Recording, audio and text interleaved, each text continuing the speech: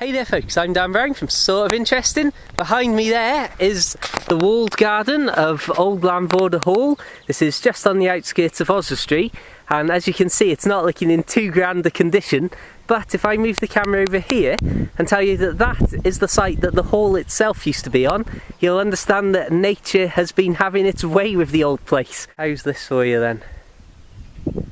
Just think what an incredible place this must have been once upon a time. So I'm going to cut to the chase straight away, show my favourite thing first, which is this incredible tree that has pretty much grown up through this wall. And I've seen trees in the past that have grown into fences and had bits of barbed wire absorbed into the trunk, but this is just something else. You can see the incredible amount of brickwork that's slowly pushed out, and well, it's just demolishing the wall over a huge period of time. And the amount of bricks that have now become effectively just a part of the tree is absolutely astonishing. And if we come around the front here, you can see there's even proper big chunks of wall that it's separating and lifting up very slowly with it. Although I don't think I want to be standing here if that big bit drops down. That's something that I do think is just, well, it's a sign of the remorseless, relentless march of time, I suppose.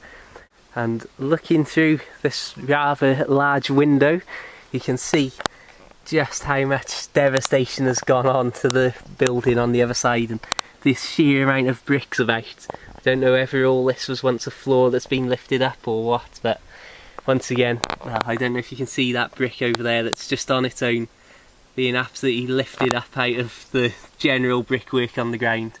You can see a lot of holes in the wall there where beams to hold up a floor would be, and another good sign that this isn't how it was originally is how high the fireplace is.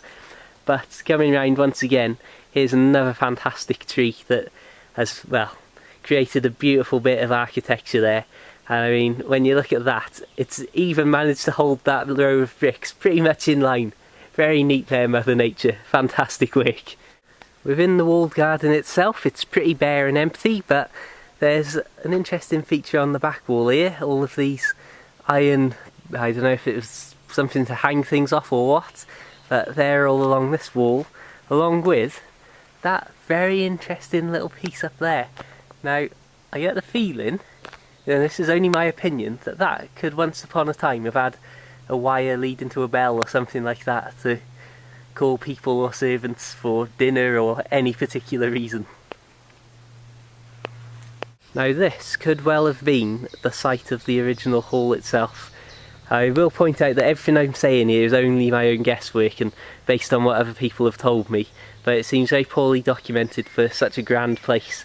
I'm not sure if anybody really ever lived in it properly as their main home, but once again you've got all this sort of brickwork mingled in with nature to just give you a sort of, I don't know, a bit of an Indiana Jones feel. Well, as I pan the camera around here, you're about to see what was, until recently, one of my favourite places in the world. This right here, until last year, still had a beam going across the top with a bit of brickwork on. So it was literally a doorway, well, just into the countryside, in the middle of this little wooded area, and it was just fantastic. And this is one of my favourite walking routes. When I used to live in town, I'd say probably in the last 4 years I've walked up here 200 times. I mean, I was coming up here literally doing a 7-mile walk every 2 days, not too long ago. And well, obviously now I've got me little boat that I tootle about on, so it's a whole new world of walking. But this really has just gone down as one of the defining places of the last few years of my life. And weirdly, I walked up here one day and the beam was still there with a little bit of brickwork across it, and then when I came down later on, I'm talking maybe an hour and a half later, I was walking back down and the beam had gone and the last little bit of brickwork was pushed over to the side. I've got a feeling that some of those there were from the original brickwork that went across the top. And I'm not sure who knocked it down or why, but it has got to be said, it certainly wasn't very stable or safe to be walking under bricks held up by goodness knows how old rotten wood.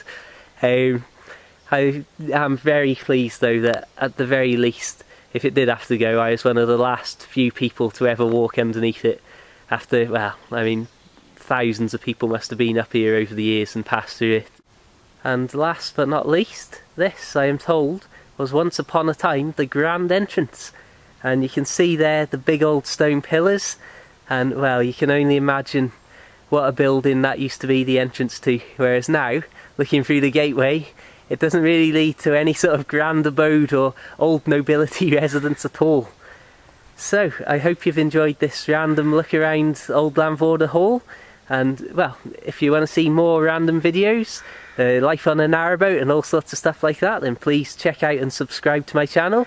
Make sure you like my Facebook page, because I post a lot of photos that you may enjoy if this is your sort of thing.